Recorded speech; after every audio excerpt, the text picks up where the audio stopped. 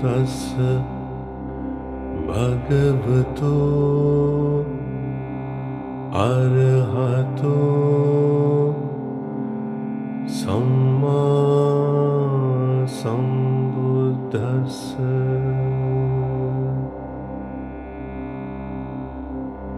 नमो तस्य भगवतो अरहतो सम्मा सम्बुद्धस्स।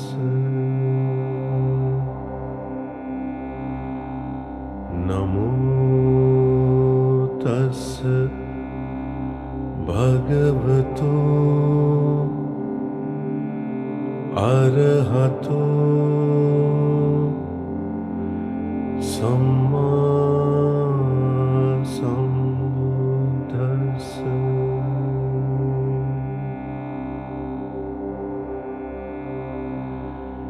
एवं मे सुतं एकं समयं भगवान् वाराणस्यां विहरति इसिपत्ने निगदाये। तत्र को भगवान् पञ्चवग्ये भिक्खु आमन्त्रेसि।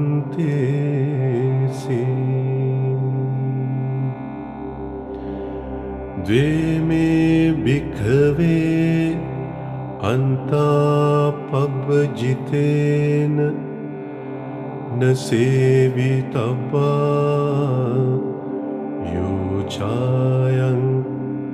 कामेषु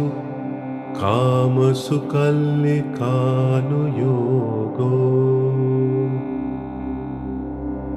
हीनो गम्मो पोतुज्जनिको अनरियो अनर्थसंहितो। योचायं अथ किल मतानुयोगो। दुःखो अनरियो अनर्थसंहितो। एते ते भिक्खवे उभो अन्ते अनुपगम्य मज्जिमा पटिपदा। तथागतेन अभिसम्बुद्धा।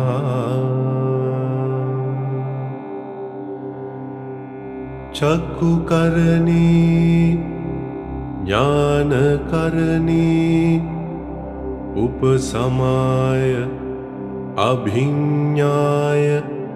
सम्बोधाय निब्बानाय संवर्तते।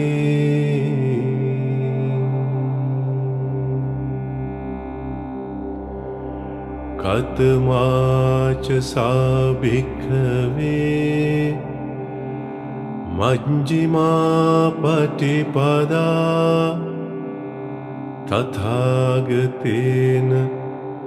अभिसम्बुद्धा। चक्षुकर्णी ज्ञानकर्णी उपसमाय अभिज्ञाय सम्बोधाय निब्बानाय संवर्तते।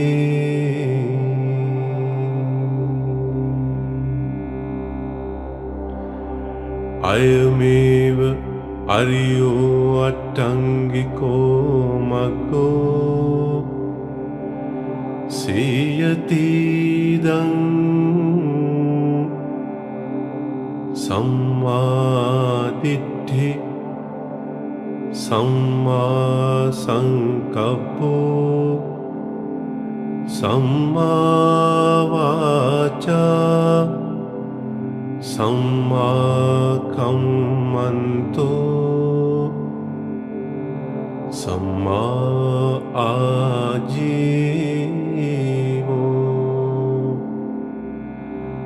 सम्मा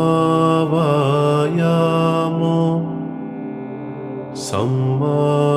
सति सम्मा समाधि अयं कोसा भिक्खवे मज्जिमा पटिपदा तथागतेन अभिसंबुद्धा चक्षुकर्णी ज्ञानकर्णी उपसमाय अभिज्ञाय संबोधाय निब्बानाय संवत्ति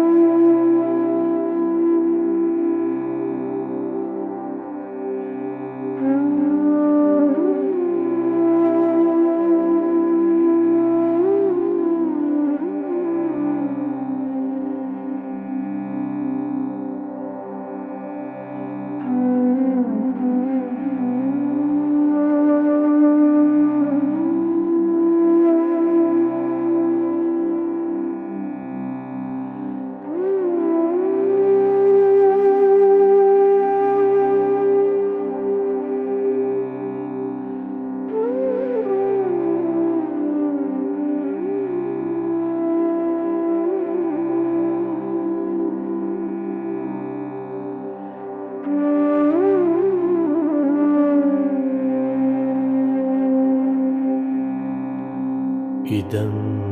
कोपन भिक्खवे दुःखं अरिय सत्यं जातिपि दुःखा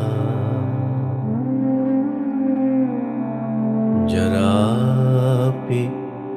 दुःखा व्याधिपि दुःखो मरणंपि दुःखम् अप्येहि संपयोगो दुःखो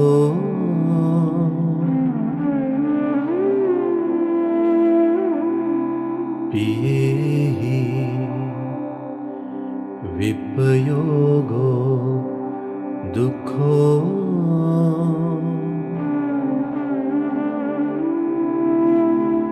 यं पिच्चं न लभति तंपि दुःखं संकित्तेन पञ्चुपादानस्कन्धा दुःखा इदं कोपन भिक्खवे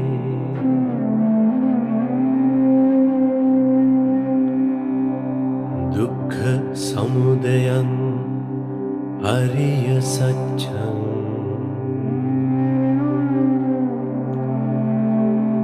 यायं तन्हा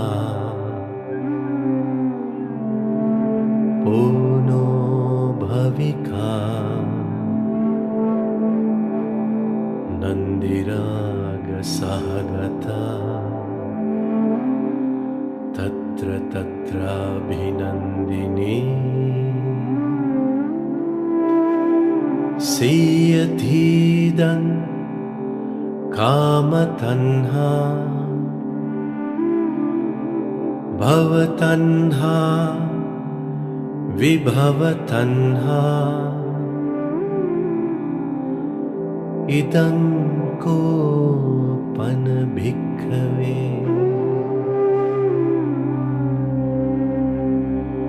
दुःख निरोधं अरिय सत्यं यो तस्सायेव तन्हाय अशेष विराग निरोधो जागो पटिनिस्सको मुक्ति अनालयो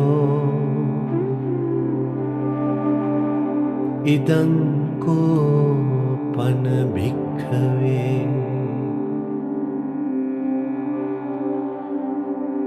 दुःख निरोधगामिनी पटिपदा हरिय सत्यं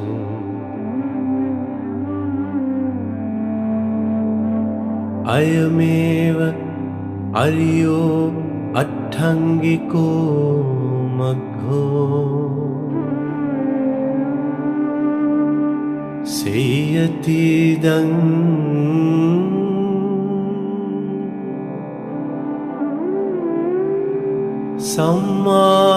सम्मादिट्ठी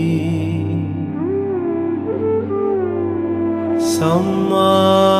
संकप्पो सम्मा वाचा सम्मा कम्मन्तो सम्मा आजीवो सम्मा वायामो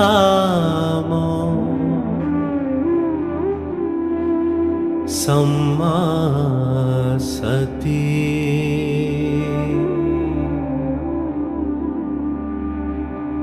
सम्मा समाधि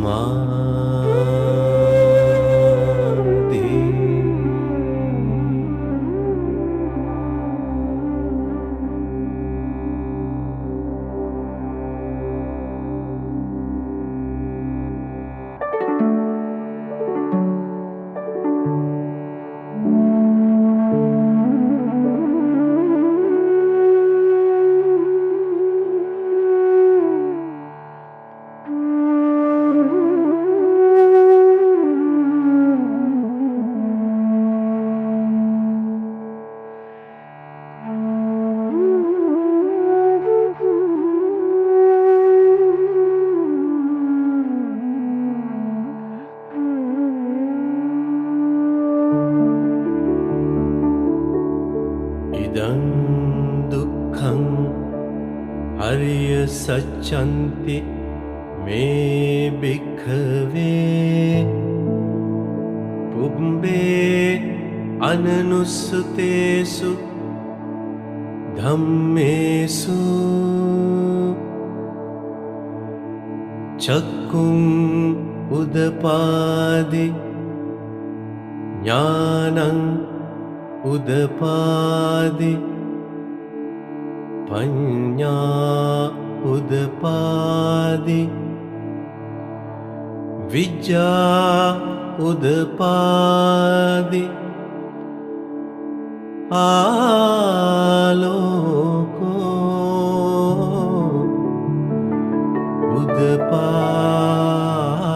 उदपादि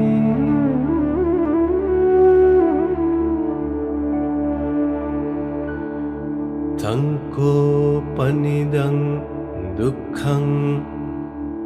अरिय सत्यं परिज्ञेयन्ति मे भिक्खवे पुंबे අනනුස්සුතේසු ධම්මේසු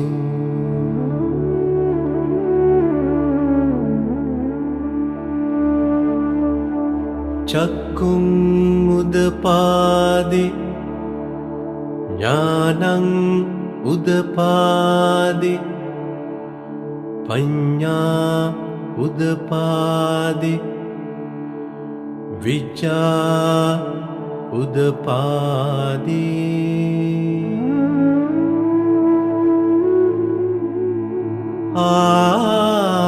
ආලෝකෝ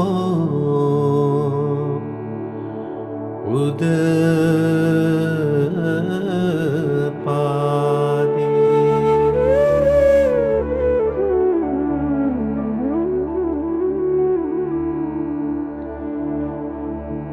තංකෝපනිදං දුක්ඛං අරිය සත්‍යං පරිඤ්ඤාතන්ති මේ භික්ඛවේ පුබ්බේ අනනුස්සුතේසු ධම්මේසු චක්කුං උදපාදි ඥානං උදපාදි පඤ්ඤා උදපාදි විචා උදපාදි ආලෝකෝ උදපාදි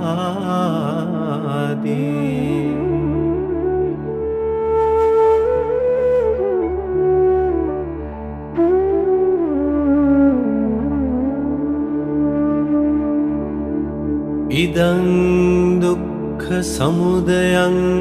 අරිය සත්‍යන්ති මේ භික්ඛවේ පුබ්බේ අනනුස්සුතේසු ධම්මේසු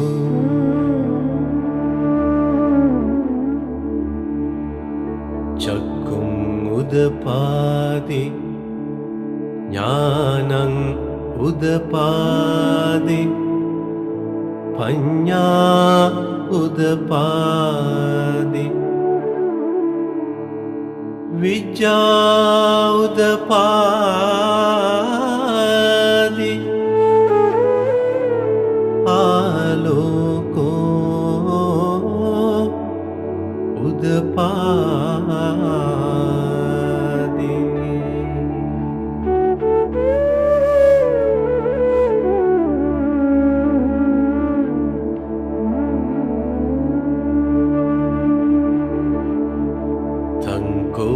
පනිදං දුක්ඛ සමුදයං අරිය සත්‍යං පහතබ්බන්ති මේ භික්ඛවේ පුබ්බේ අනනුස්සුතේසු ධම්මේසු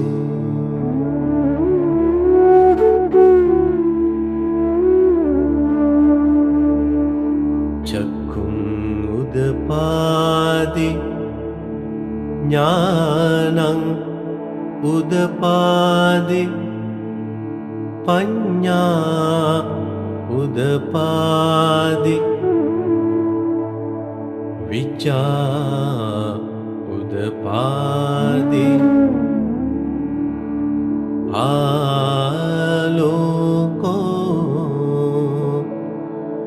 උදපාදි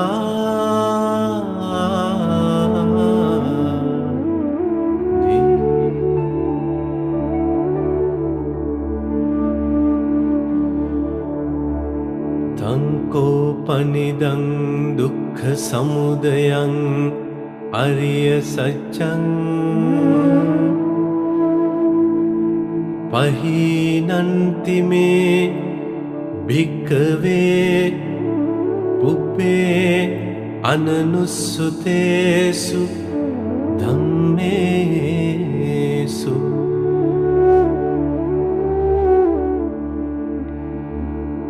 චක්කුං උදපාදි ඥානං උදපාදි පඤ්ඤා උදපාදි විචා උදපාදි ආලෝකෝ උදපාදි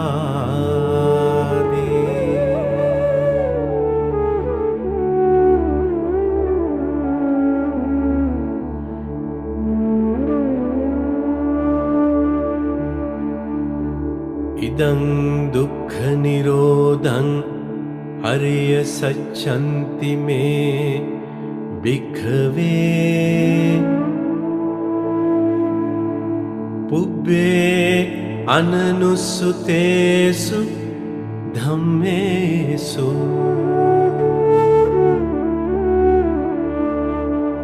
චක්කුං උදපාදි ඥානං උදපාදි පඤ්ඤා උදපාදි විජ්ජා උදපාදි ආලෝකෝ උදපාදි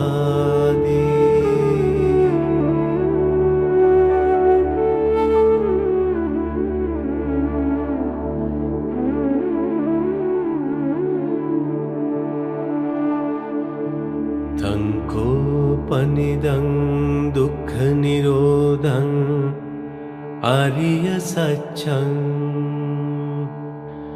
සච්චිකාතබ්බන්ති මේ භික්ඛවේ පුබ්බේ අනනුස්සුතේසු ධම්මේසු චක්කුං උදපාදි ඥානං උදපාදි පඤ්ඤා උදපාදි විචා උදපාදි ආලෝකෝ උදපාදි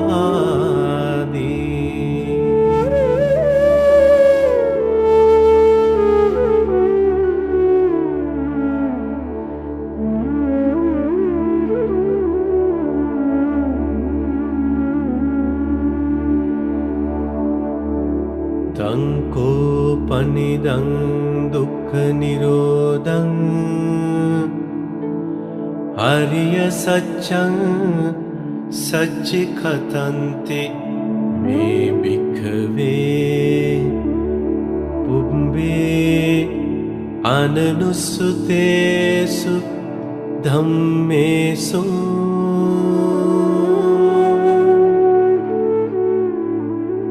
චක්කුං උදපාදි ඥානං උදපාදි පඤ්ඤා උදපාදි විචා උදපාදි ආලෝකෝ උදපාදි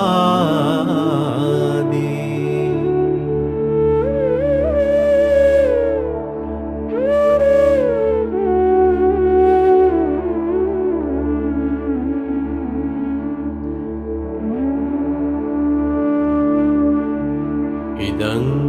දුක්ඛ නිරෝධ ගාමිනී පටිපදා ආරිය සච්ඡන්ති මේ භික්ඛවේ පුබ්බේ අනනුස්සුතේසු ධම්මේසු චක්කුං උදපාදි ඥානං උදපාදි පඤ්ඤා උදපාදි විජ්ජා උදපාදි ආලෝකෝ උදපාදි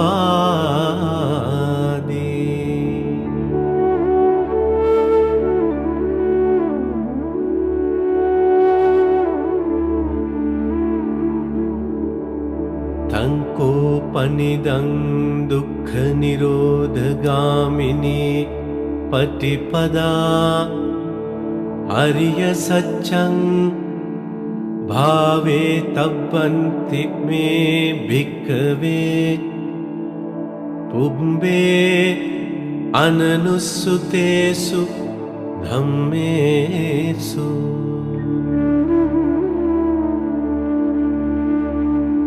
चक्षुम् उदपादि ज्ञानम् उदपादि पञ्ञा उदपादि विचा उदपादि आलोको उदपादि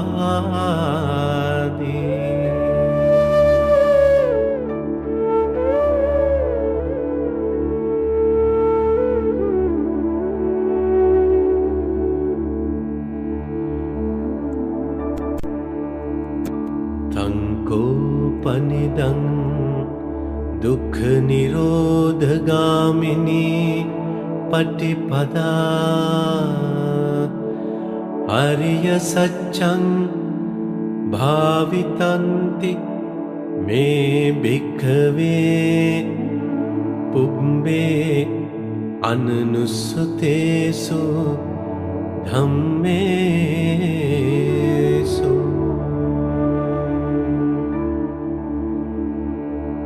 चक्षुम् उदपादि ज्ञानम् उदपादि पञ्ञा उदपादि विचा उदपादि आलोको उदपादि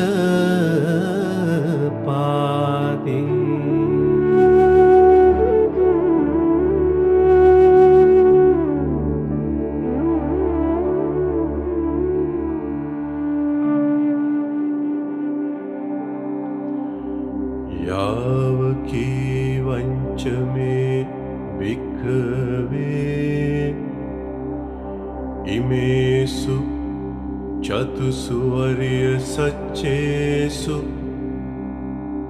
एवन्ति परिवर्तं द्वादशाकारं यथा भूतं ज्ञानदर्शनं न सुविशुद्धं अहोसि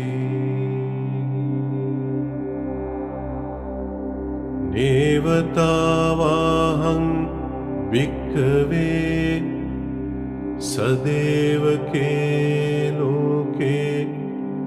समारके सब्रह्मके सत्समनः ब्राह्मणिया भजाय सदेव मनुष्याय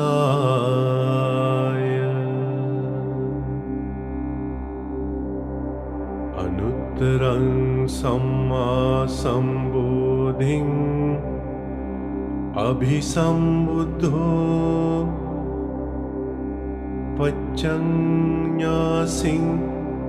यतो चक्षु मे भिक्खवे इमेषु चतुषु आर्यसत्येषु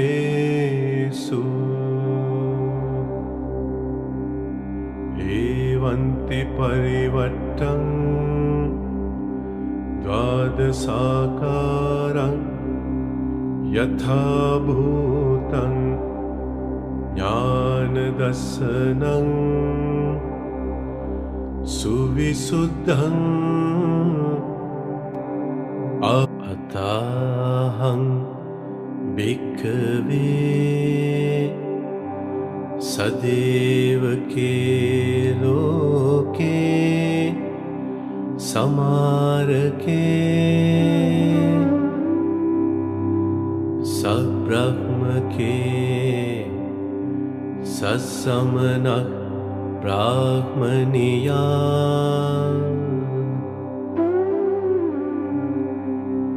पजाय सदेव मनुसाय अनुत्तरं सम्मा सम्बोधिं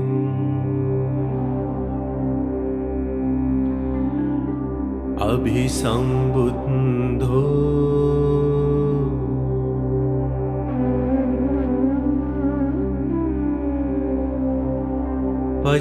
पच्चन्यासिं ज्ञानञ्च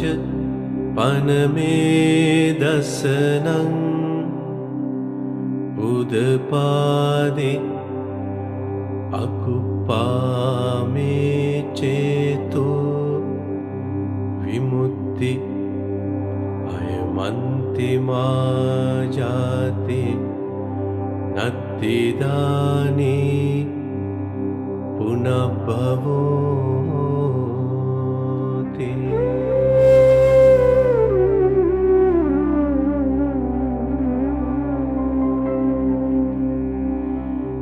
इदमवोच भगवा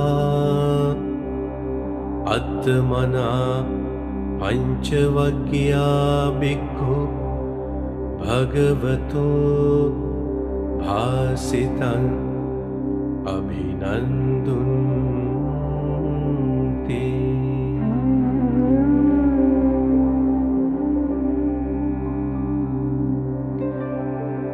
इमस्मिञ्च पनवेयाकरणस्मिन् भञ्जमाने आयस्मतो कुण्डन्यस्य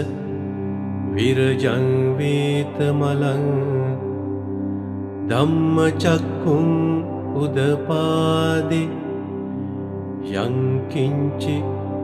समुदयधम्मं सब्बं तं निरोधधम्मं ते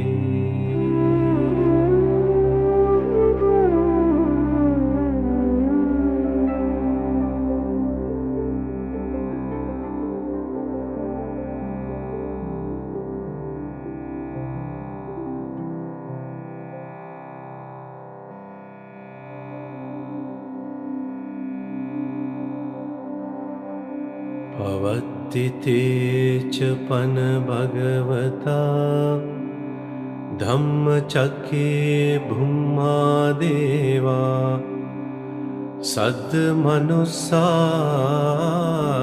सद्मनुस्सावेसुम् एतं भगवता वाराणस्यां इसिपत्ने मिगदाये अनुत्तरं धम्मचक्कं पवत्तितं अपतिवत्यं समनेन वा ब्राह्मणेन वा देवेन वा मारेण वा ब्रह्मणा वा केनचिवा लोकस्मिन् ते भूमानं देवानं सद्दं सुत्वा चातुं महाराजिका देवा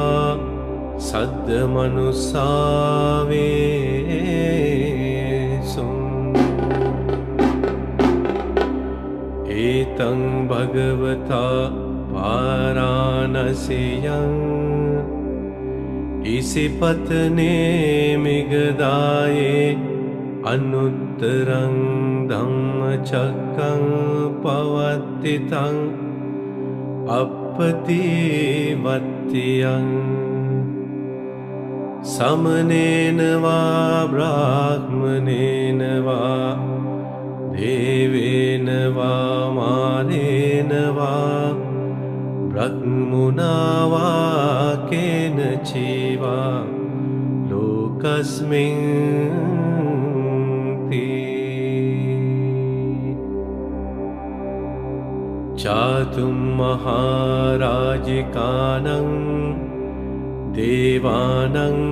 सद्दं सुत्वा तावतिं सा देवा सद्द मनुस्सावेत्सुम्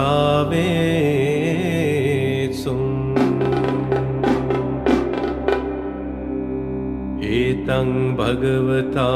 वाराणस्यां इसिपत्ने मिगदाये अनुत्तरं धम्मचक्रं पवत्तितं अपतिवत्यं समनेन वा ब्राह्मणेन वा देवेन वा मारेण वा ब्रह्मणा वा केनचिवा लोकस्मिन्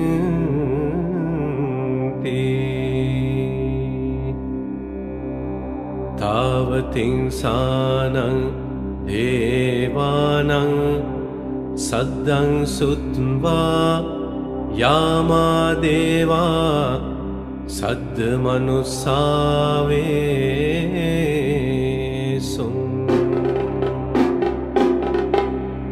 एतं भगवता वाराणस्यां इसिपत्ने मिगदाये अनुत्तरं धम्मचक्रं पवत्तितं अपतिवत्यं समनेन वा ब्राह्मणेन वा देवेन वा मारेण वा ब्रह्मणा वा केनचिवा लोकस्मिन्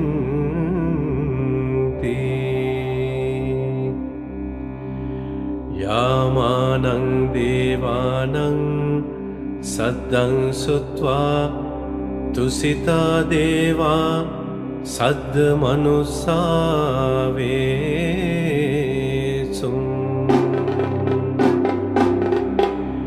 एतं भगवता वाराणस्यां इसिपत्ने मिगदाये अनुत्तरं धम्मचक्रं पवत्तितं अपतिवत्यं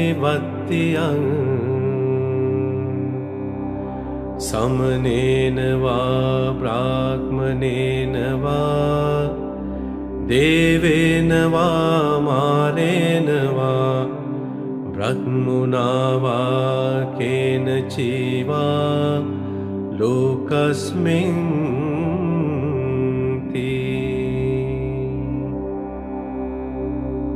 तुसितानं देवानं सद्दं सुत्वा निम्मानरति देवा सद्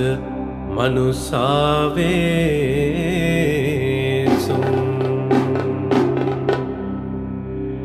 एतं भगवता वाराणस्यां इसिपत्ने मिगदाये अनुत्तरं धम्मचक्रं पवत्तितं अपतिवत्यं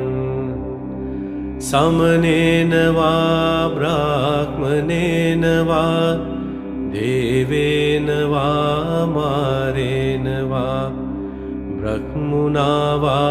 केनचिवा लोकस्मिन्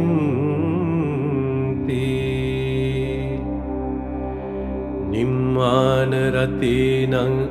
देवानं सद्दं सुत्वा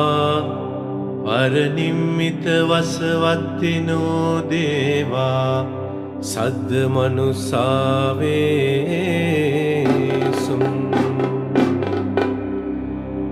एतं भगवता वाराणस्यां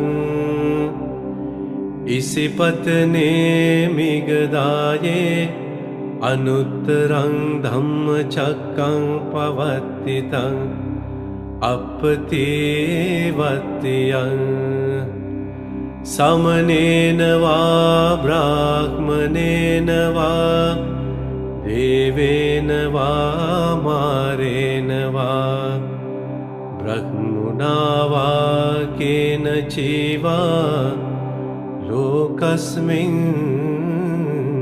ते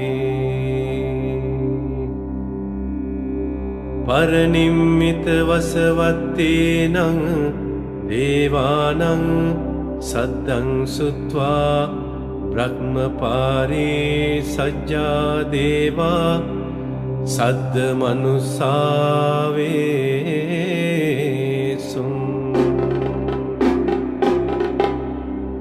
एतं भगवता वाराणस्यां इसिपत्ने मिगदाये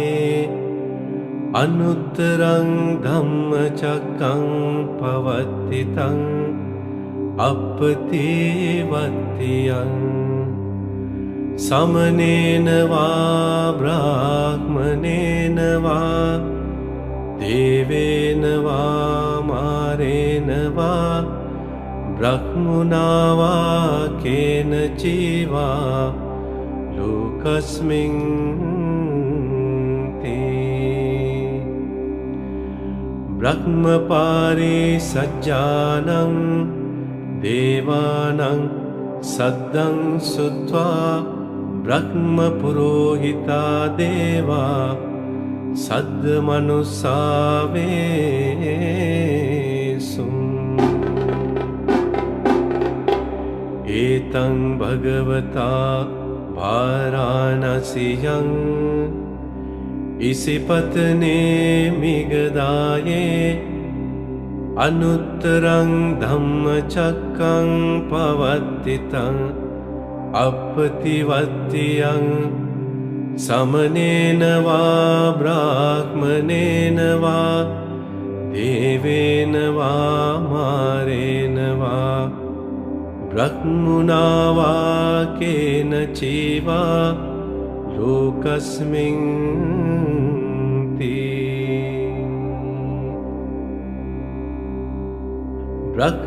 ब्रह्मपुरोहितानं देवानं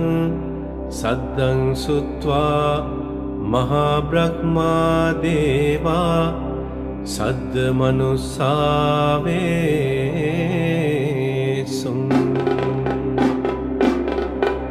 एतं भगवता वाराणस्यां इसिपत्ने मिगदाये अनुत्तरं धम्मचक्रं पवत्तितं अपतिवत्यं समनेन वा ब्राह्मणेन वा देवेन वा मारेण वा ब्रह्मणा वा केनचिवा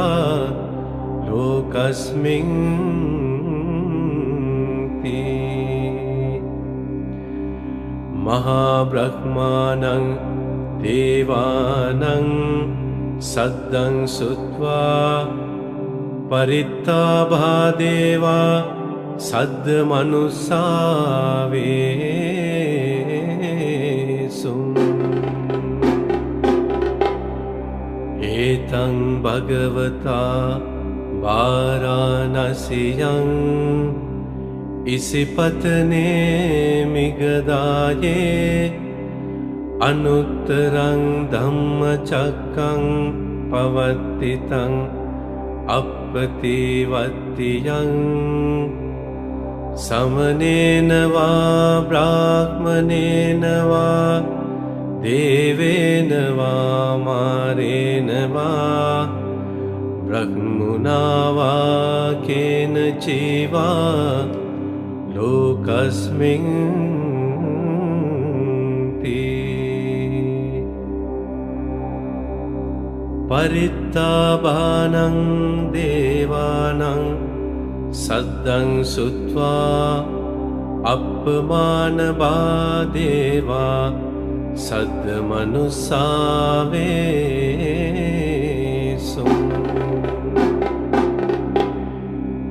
एतं भगवता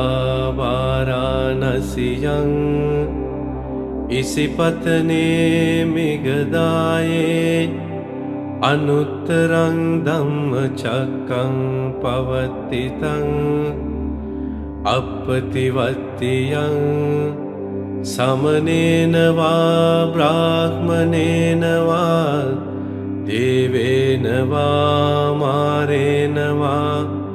ब्रह्मणा वा केनचिवा लोकस्मिन् ति अपमानभानं देवानां सद्दं सुत्वा आभस्सरा देवा सद्मनुस्सावेसुम् एतं भगवता वाराणस्यां इसिपत्ने मिगदाये अनुत्तरं धम्मचक्रं पवत्तितं अपतिवत्तियं समनेन वा ब्राह्मणेन वा देवेन वा मारेण वा ब्रह्मणा वा केनचिवा लोकस्मिन् ति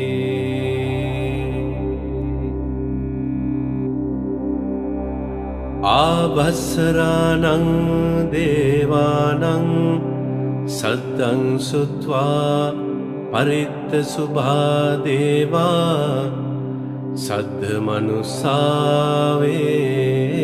सद्मनुस्सावेसुम् एतं भगवता वाराणस्यां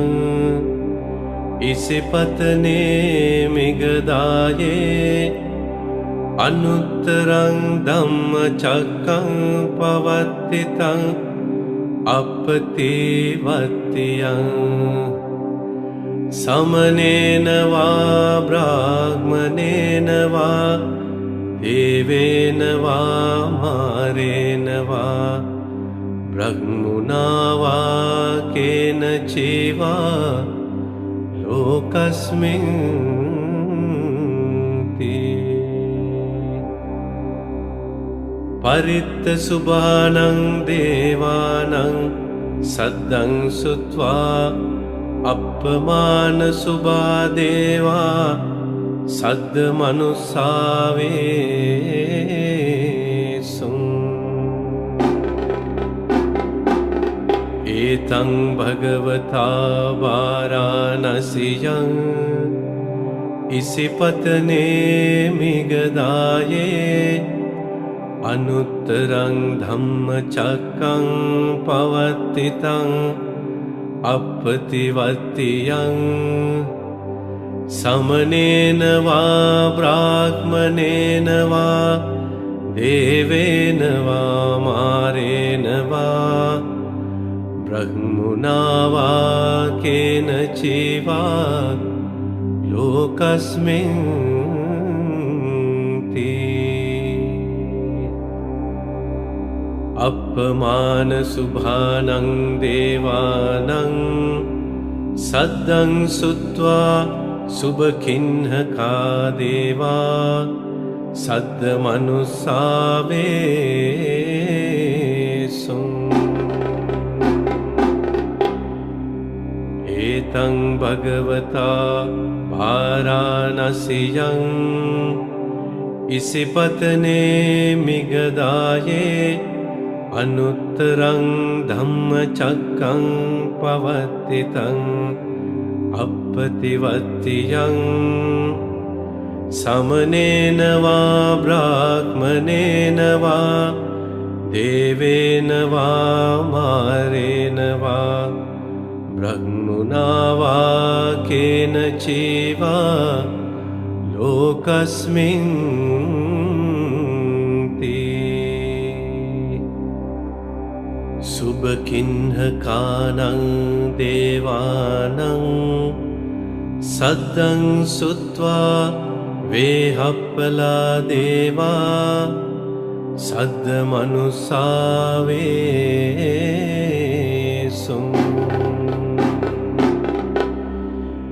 एतं भगवता वाराणस्यां इसिपत्ने मिगदाये अनुत्तरं धम्मचक्रं पवत्तितं अपतिवत्तियं समनेन वा ब्राह्मणेन वा देवेन वा मारेण वा ब्रह्मणा वा केनचिवा लोकस्मिन्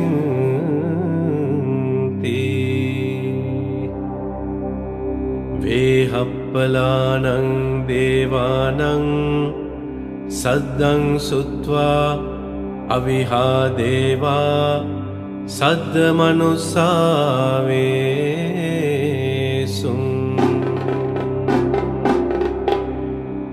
एतं भगवता वाराणस्यां इसिपत्ने मिगदाये अनुत्तरं धम्मचक्रं पवत्तितं अपतिवत्तियं समनेन वा ब्राह्मणेन वा देवेन वा मारेण वा ब्रह्मणा वा केनचिवा लोकस्मिन्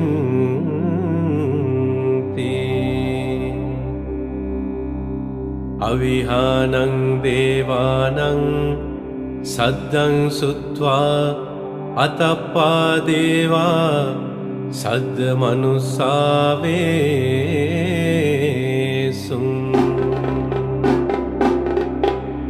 एतं भगवता वाराणस्यां इसिपत्ने मिगदाये अनुत्तरं धम्मचक्रं पवत्तितं अपतिवत्तियं समनेन वा ब्राह्मणेन वा देवेन वा मारेण वा ब्रह्मणा वा केनचिवा लोकस्मिन्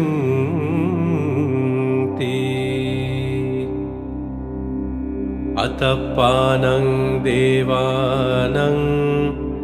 सद्दं सुत्वा सुदस्सा देवा सद्मनुसावेसुं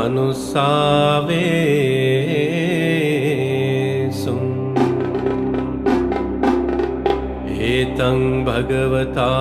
वाराणस्यां इसिपत्ने मिगदाये अनुत्तरं धम्मचक्रं पवत्तितं अपतिवत्तियं समनेन वा ब्राह्मणेन वा देवेन वा मारेण वा ब्रह्मणा वा केनचिवा लोकस्मिन्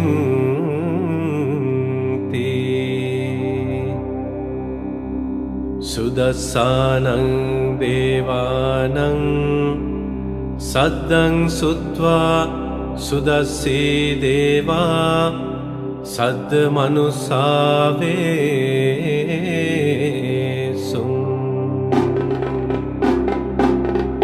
एतं भगवता वाराणस्यां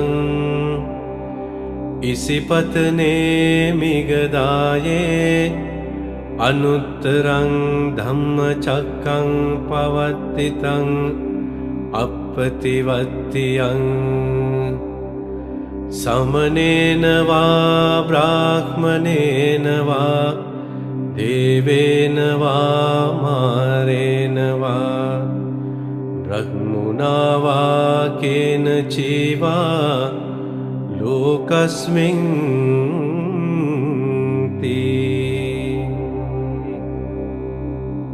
सुदस्सेनं देवानं सद्दं सुत्वा अकनिष्ठका देवा සද්ද මනුසාවේසුම්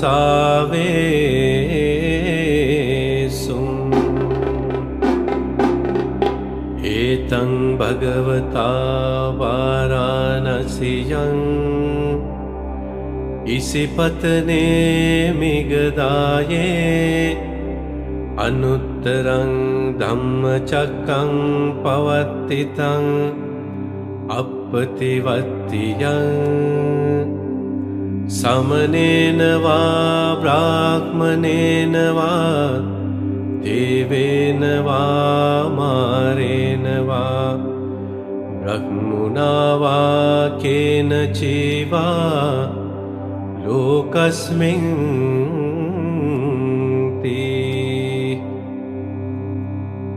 ඉතිහතේන කනේන තේන මුහුත්තේන යාව බ්‍රහ්මලෝකා සද්දෝ අබ්බුග්ගච්චී අයංච දස සහස්සී ලෝකධාතු සංකම්පී සම්පකම්පී සම්පවේදී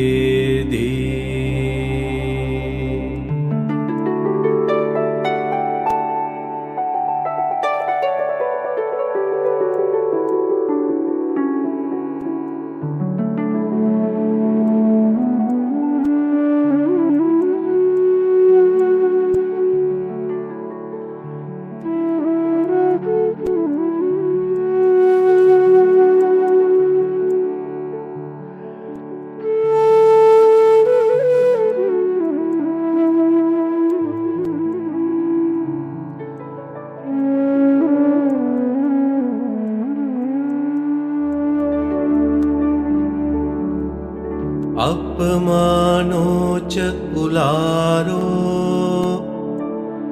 ඕභාසෝ ලෝකේ පාතුර හෝසී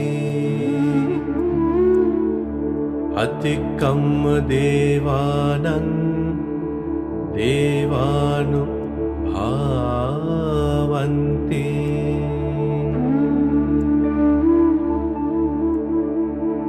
අතකෝ භගවා උදානං උදානේසී අඤ්ඤාසේවත භෝ කොණ්ඩඤ්ඤෝ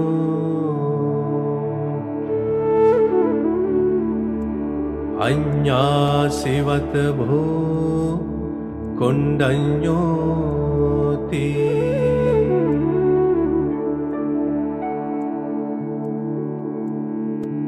ඉතිහිදං ආයස්මතෝ කොණ්ඩඤ්ඤස්ස